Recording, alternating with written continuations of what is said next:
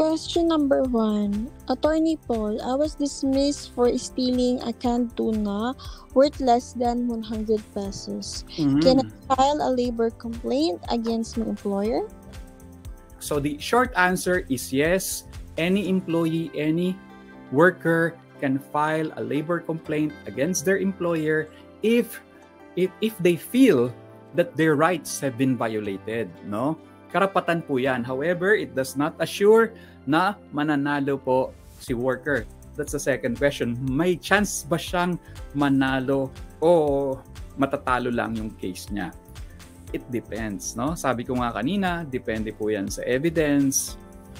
Dapat kasi if this case is not going to be settled and the parties would be required to submit their respective position papers, then the employer must prove that there is really evidence that the employee committed theft, no? Ang tawag po dito, qualified theft, no? At mas mataas po ang penalty diyan, no? Hindi po tinitingnan kasi sa qualified theft is the amount. So whether it's 50 pesos, 20 pesos, kahit po piso 'yan, no? Stealing is stealing. And if it is committed by an employee against the employer, mas grabe pa po yan. Why? Because there is an abuse of trust, no? Parang kung sa Tagalog, ang tawag dyan, bantay sa lakay, no? Ikaw dapat as an employee ang nagbabantay, nag-aalaga ng mga items, ng mga property, ng pondo, ng pera, ng employer mo. Pero ikaw mismo ang nagnanakaw. Kaya po mas mataas ang penalty. Now, kung mapatunayan ni employer na talaga namang nagnakaw si employee, therefore valid po ang decision ng employer to dismiss the employee because that's a crime.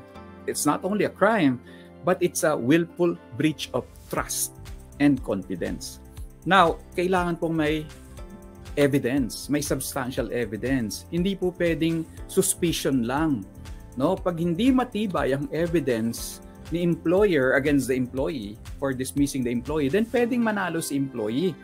So if the employee can prove that he has really no intention to steal, na planted lang siya or whatever, no? Or na nakalimutan lang niya, may mga nangyayari pong ganyan, no?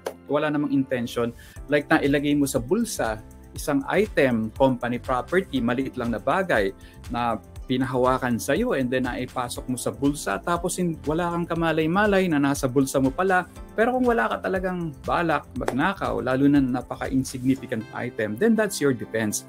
Now, titimbangin po ang mga ebidensya. Titimbangin ang mga defenses, ang arguments ng both the employer and the employee. At the end of the day, the labor arbiter, the Department of Labor and Employment will make a decision na fair and just to both parties, no? However, no, dahil ang amount ay maliit na bagay lang, 100 pesos, 50 pesos.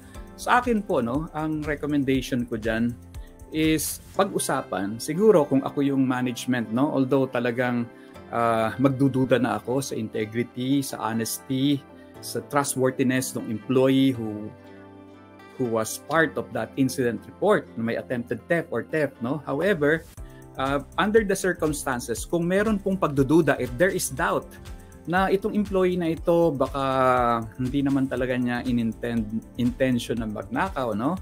Wala talaga. Based on the facts and circumstances kasi yan eh. Pwede siguro bigyan ng one more chance, no? Benefit of the doubt. Kasi insignificant naman yung amount. Pero sasabihan po natin yung employee, alam mo, nagkaroon ka ng incident, yung tiwala ko sa'yo hindi na 100%. So patunayan mo na ikaw talaga ay trustworthy, galingan mo ang serbisyo, patunayan mo na ikaw talaga ay hindi nagkasala dito, I'm going to give you another chance, total maliit lang naman yung amount. So that's one possibility. However, if based on evidence, may CCTV, no? May modus operandi, marami pong modus operandi ng mga employees, ng mga workers na talagang may intention po talaga na masama, magnakaw talaga. So sa mga ganun po, yun, kung matibay po talagang evidence, talagang kung pinlano, binalak, iyan po, talagang walang patawad po dyan, no? Hindi po mapagkatiwalaan yung mga ganung empleyado.